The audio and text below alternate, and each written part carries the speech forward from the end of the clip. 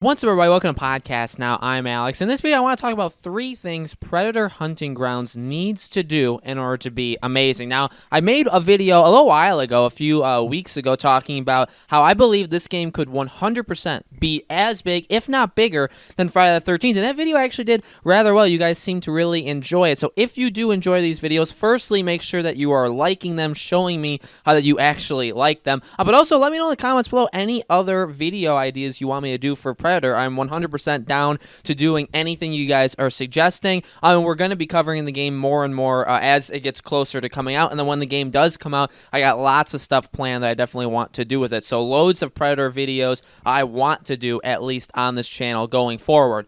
Now, some of these are going to be things that I at least mentioned in that Friday the 13th video talking about it. But here's a couple things, and these are in no particular order. The first thing, and these are all you could debate, and I'm sure people will say, or that's where the dislikes or negative comments will come from, is these could be quite obvious. But I do want to just go through my thought process of talking about each one.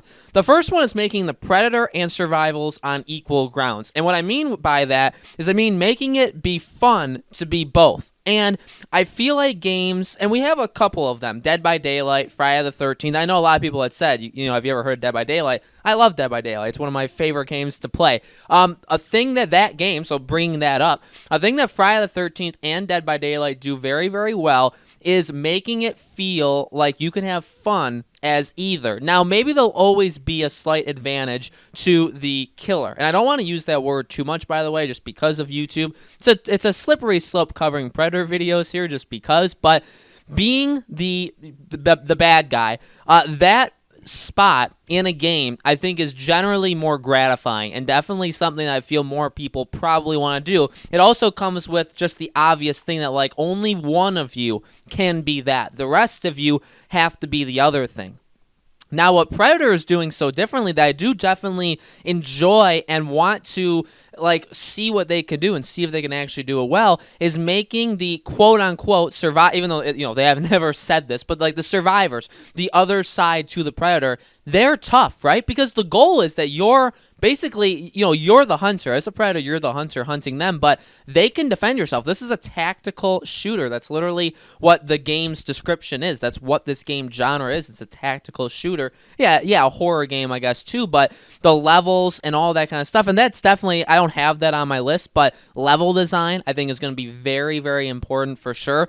But I feel like a game like this is very different than Dead by Daylight. This is very different than Friday the 13th. Yes, in Friday the 13th, you can fight back. And you can't do that in Dead by Daylight. Maybe the game last year, that game you can fight back as well. So there are games that you can fight back, but this one I feel like has the most emphasis put on, you can fight back, and there's a lot of tools at your disposal that you guys, you are the hunted, but you can also, and the Predator is the hunter, but you can kind of do it too. And if you have a really good group of people together and you work together, the game's going to give you the ability to defend yourself and survive. And I feel like because of that, it does maybe put itself in a weird spot because I always feel like maybe if you couldn't attack them at all, right? Like a Dead by Daylight, if you couldn't attack at all, you can only run away and stuff. That does add some sort of, adrenaline that does get your heart pumping, that does make you pretty excited to play as the survivors. At the same time, maybe some people don't like that. Maybe some people would say, hey, I want to be able to fight back. So very, very important. Again, like that's a fundamental thing. That's nothing new. But in order for this game to be successful, they need to make both sides worth playing. It cannot just be all about the Predator. I think Friday the 13th did it really well. I enjoy playing as the counselor. I mean, the game's a broken mess, but I enjoy playing as a counselor. Okay, when the game first came out, I don't know if it was as fun, but I enjoyed it almost just as much. Okay, I really did enjoy playing as the counselor, escaping, hiding, calling all the different things you could do as the counselor, just being terrified of Jason in general. It's a feeling that you can't have if you are Jason because you're like the alpha, right? So I think it did it really well. Again, and the only reason I keep bringing up Friday the 13th is it's the same company. So it's going to be fundamentally there's going to be a lot of similarities between the two games, and I think again because they captured it there, I feel like they'll capture it here as well. Okay, the second thing, again, these are not like the craziest ideas out here. These are kind of fundamental things, is additional content. Definitely at launch, this game needs to have enough for people to play it. Okay, it needs to have enough skins. It needs to have enough survivors or like people you can play as against the Predator. It needs to have enough maps. It needs to have enough variety. That's the key word. Variety in general to have you keep playing the game. Okay, that is, again, that's a given. That's what you kind of expect out of any game ever, is that it provides enough content to you. But again, going to different examples, not even Friday the 13th. I mean, you could look at that as a failed example. Dead by Daylight's a good one. But even outside of the horror genre, you could look at a game like Star Wars Battlefront 2.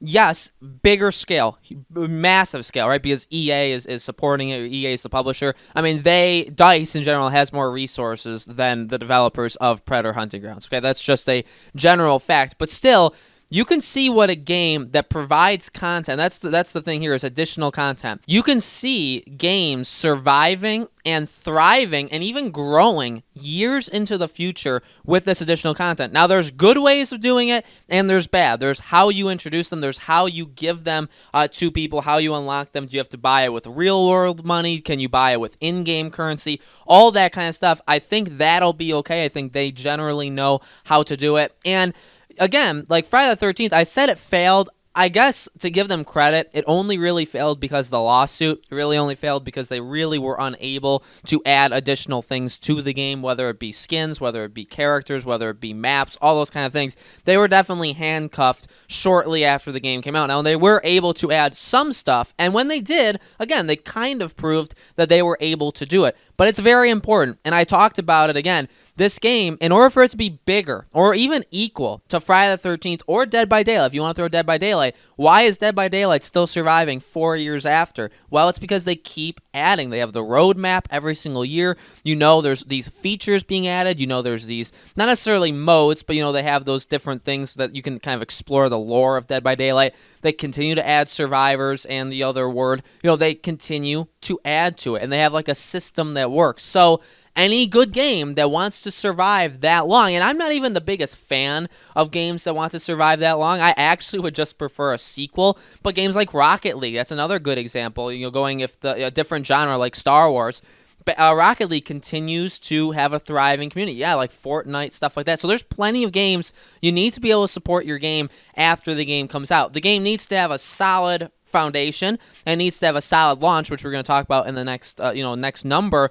But past that, months after the fact, this game will be popular for the first few months. But with next gen coming out, what about that? Does that take away it? So you need enthusiasm and hype, because people are going to be playing a lot of other games on completely different consoles even. So you're going to need more stuff to consistently be coming to this game in order for this game to support itself long term. And the final thing is functioning servers. Okay, the game needs to fundamentally work. And again, I said this in Friday the 13th. I don't think I got too much flack for it. I don't think it's any surprise. I mean, and I think it's fair to say you could like a game, and I've even gone on record saying there was a time I adored Friday the 13th, okay? I loved it. It was like one of my favorite games in 2017. It was one of the best multiplayer experiences I think I've honestly ever had. At the same time, continuing to go back to it and even going back to it now, it's a buggy, broken mess that I honestly don't have fun with anymore. And I really didn't even have fun with it past maybe 4, 5, 6 months after the game came out. I'd say starting 2018 is when I really started to fall off that game. Now, again, you could disagree, you could agree. Doesn't matter. The fundamental point is this. The game needs to run well, okay? There's no excuses. There's no excuse why Friday the 13th should run the way it is. There's no excuse why it should take so long to get into a lobby. There's no excuse why there's so many bugs, why there's so many glitches, why, yeah, they couldn't update the game with DLC, but they could have fixed the fundamental game. And we know that there were some fundamental things about that game that were broken that took so long to be fixed because they were so fundamental in its coding that they would have messed up a whole lot of other things. So I get it. I understand there were troubles. At the same time, again, same company, same people that made it, or maybe some people are in and out, but same development studio. You got to take what worked and what didn't work with your past game, and you got to implement it to your new game. So with Predator, it's not going to stand let me tell you, it will not stand a chance if the game doesn't work, okay? And that's just basics. But truly, it'll have a very similar path to Friday the 13th, but probably slightly lower and worse if it runs as well as Friday the 13th ran when it first came out, which was terribly. Okay, so it'll have people playing it for the first couple months. There'll be a lot of people. I'm sure it'll be a really big game just because it's, again, like that tactical shooter. You can play with a lot of your friends, a lot of the YouTube Let's Players. I'm sure they'll all jump into it. It'll be a very popular game, but I don't think it would be as popular as Friday the 13th if it's a buggy mess. And also, the drop-off will be even faster and even bigger because, again, it's 2020. The next generation comes out in like 9 to 10 months. Like, we're less than a year from literally the next jump. These don't happen all that often, right? These happen every 5, 6, 7 years. This is a big time. But, like, we don't want a game that's broken, okay? I don't think people are going to accept. I guess people kind of do all the time, though.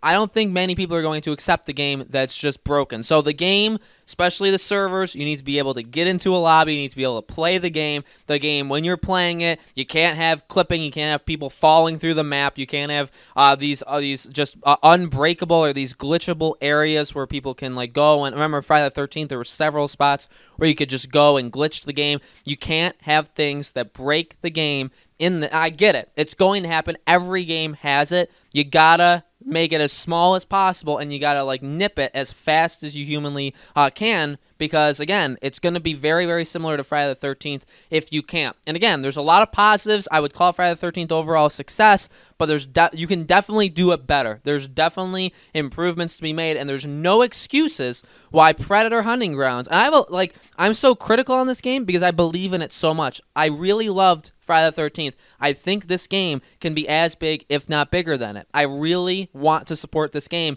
and because of that, I'm being very critical on it because I know there's things that they need to improve upon. So, guys, that's just my opinion. Let me know in the comments below what you think of all that. What are some things you think Predator Hunting Grounds needs to do in order to be an amazing game? Let me know. Make sure you guys subscribe to our YouTube channel podcast now. Hit that bell icon so you guys know when these videos go up. And again, I want to make more Predator videos, so make sure you guys are liking this video. Make sure you guys are supporting the Predator videos in general and letting me know any future Predator videos that you want me to make, okay? Greatly appreciate your advice or just, general things you want me to talk about going forward. Thank you guys so much for watching, and I'll see you all on the next video.